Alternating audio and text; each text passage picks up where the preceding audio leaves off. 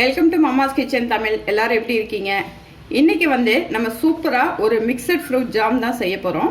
ஃப்ரூட்ஸோட விலையெல்லாம் கம்மியாக இருக்கிற இந்த சமயத்தில் இந்த மாதிரி நீங்கள் ஒரு ஜாம் செஞ்சு வச்சுக்கிட்டீங்க அப்படின்னா அது மல்டி பர்பஸ்க்கு யூஸ் ஆகும். சட்னி எல்லாம் செய்யாத நாளில் கூட இட்லி தோசைக்கு சாப்பிட்லாம். அதே நேரத்தில் சப்பாத்தி ரொட்டி நான் எல்லாத்துக்குமே சாப்பிட்லாம். குழந்தைங்களுக்கு ரொம்ப ரொம்ப விரும்பி சாப்பிடக்கூடியது ஜாமு. இதை நீங்கள் கடையில் காசு கொடுத்து வாங்கிட்டு அது கெமிக்கல் உள்ளதெல்லாம் நீங்கள் சாப்பிட்றதுக்கு வீட்டில் இந்த மாதிரி செஞ்சு சாப்பிட்டீங்க அப்படின்னா உங்களுக்கு ரொம்ப ஆரோக்கியமாகவும் இருக்கும். அதே நேரத்தில் ரொம்ப டேஸ்ட்டாகவும் இருக்கும். ஆல்ரெடி நான் ஜாம் ஒரு 2 ரெசிபி போட்டிருக்கேன், பைனாப்பிள்லையும் ஆப்பிள்லையும். அதை பார்க்காதவங்க கீழே நான் டிஸ்கிரிப்ஷன் பாக்ஸ்லேயும் மேலே ஐ பட்டன்லையும் லிங்க் தரேன், போய் செக் பண்ணி பாருங்கள். இப்போ வாங்க நம்ம இந்த மிக்ஸ்டு ஃப்ரூட் ஜாமை எப்படி செய்யலாங்கிறத பார்ப்போம். இந்த ஜாம் செய்கிறதுக்கு நமக்கு விருப்பப்பட்ட பழங்களை எடுத்துக்கலாம். இப்போ நான் பார்த்தீங்கன்னா 2 ஆப்பிள், 2 கமலா ஆரஞ்சு, கொஞ்சமாக கருப்பு திராட்சை போட்டிங்கன்னா ரொம்ப நல்லாயிருக்கும். கருப்பு திராட்சை, பன்னீர் திராட்சை கொஞ்சம் எடுத்திருக்கேன், வாழைப்பழம் கொஞ்சம் எடுத்திருக்கேன், மாதுளம்பழம் தோலெல்லாம் எடுத்துட்டு அந்த விதையை மட்டும் எடுத்திருக்கேன். இது எல்லாத்தையும் நம்ம மிக்சியில் போட்டு அரைச்சி எடுத்துக்குவோம். இந்த ஜாமுக்கு பட்டை சேர்த்திங்கன்னா நல்லாயிருக்கும். அது நம்ம ஜாம் ரெடி பண்ணும்போது சட்டியில் போட்டு கொதிக்க விடணும். அதுக்கு பதிலாக நம்ம இந்த அரைக்கிறோம் இல்லையா, கிரேப்ஸோ இல்லை ஏதாவது பழம் அரைக்கும்போது ஒரு துண்டு பட்டையை இதில் சேர்த்து அரைச்சிட்டு அதுக்கப்புறம் வடிகட்டி எடுத்துக்கலாம்.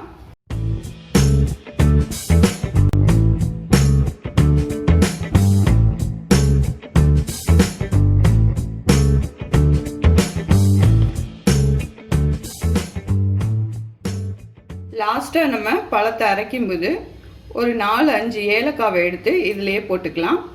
ஜாம் கொதிக்கும்போது போடலாம், பட் இதில் போட்டு அரைச்சிங்க அப்படின்னா நமக்கு விதை அந்த தோல் எல்லாமே அரைப்பட்டு நல்லா இருக்கும் வாசமாக.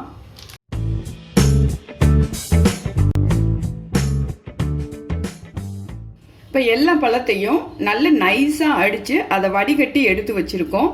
இப்போ இதுலேயே பட்டையும் ஏலக்காவையும் அடித்து வச்சாச்சு. ஸோ இதை நம்ம மெஷர்மெண்ட் கப்பில் மெஷர் பண்ணி எடுத்துக்குவோம். ஏன்னா மெஷர்மெண்ட் எடுத்ததுக்கு அப்புறம் தான் அதுக்கு தகுந்த அளவுக்கு நம்ம சுகர் சேர்க்க முடியும்.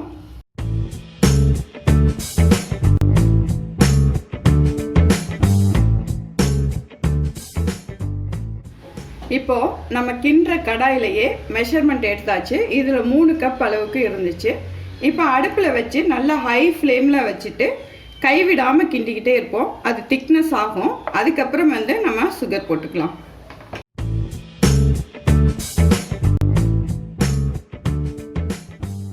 இப்போது 10 நிமிஷமாக கிண்டிட்டு இருக்கேன்.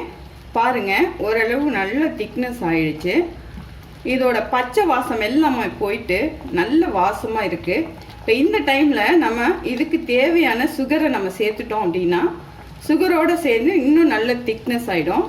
சுகர் இந்த கப்பில் நான் 3 கப் அளவுக்கு அந்த ஃப்ரூட்ஸோட பேஸ்ட்டு சேர்த்துருந்தேன். இப்போ இந்த கப்பில் 2 கப் அளவுக்கு நம்ம சுகர் சேர்த்துக்கலாம். ஏன்னா ஃப்ரூட்ஸ்லேயே இனிப்பு இருக்கும். ஸோ அந்த இனிப்புக்கு தகுந்த மாதிரி நீங்கள் சுகரை இன்னும் கொஞ்சம் கூடவோ குறைச்சோ சேர்த்துக்கோங்க. இப்போ சுகர் போட்டதுக்கப்புறமா அந்த சூட்டில் நல்லா மெல்ட் ஆகி தண்ணியாட்டம் ஆகும். அதை நம்ம கிண்டிகிட்டே இருந்தோம் அப்படின்னா நல்ல திக்னஸ் ஆகிடும். பாருங்கள், இப்போ ஒரு 15 நிமிஷத்துலேருந்து 20 நிமிஷம் ஆகுது சுகர் போட்டு நல்லா திக்காயிட்ருக்கு. இப்போ இந்த டைமில் நான் ஒரு லெமன் எடுத்து அந்த லெமன் சாரை இதில் பிழிஞ்சு விட்டுக்க போகிறேன். இதில் ஃபுட் கலர் எதுவுமே சேர்க்கலை. இயற்கையாக அந்த கிரேப்ஸ் எல்லாம் போட்டதுனால கலர் நல்லா அழகாக பிளாக் கலர் மாதிரி இருக்குது. இதுவே போதும்.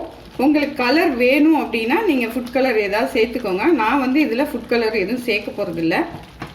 லெமன் ஊற்றிட்டு நல்லா கிண்டி விடுவோம். இந்த லெமன் ஊற்றுறது எதுக்கு அப்படின்னா ஆல்ரெடி நான் சொல்லியிருக்கேன், இருந்தாலும் சொல்கிறேன். லெமன் ஊற்றுறது பார்த்திங்கன்னா ஜாமில் போட்டிருக்க சுகர் கிறிஸ்டல் மாதிரி ஃபார்ம் ஆகாமல் இருக்கிறதுக்காக லெமன் ஜூஸ் ஊற்றுறோம். அதுவும் இல்லாமல் நம்ம இந்த ஜாமில் லெமன் ஊற்றும் போது ப்ரிசர்வேட்டிங்காகவும் நம்ம இதை யூஸ் பண்ணிக்கலாம். டேஸ்ட்டும் லெமனோடு சேர்த்து சாப்பிடும்போது நல்லாயிருக்கும்.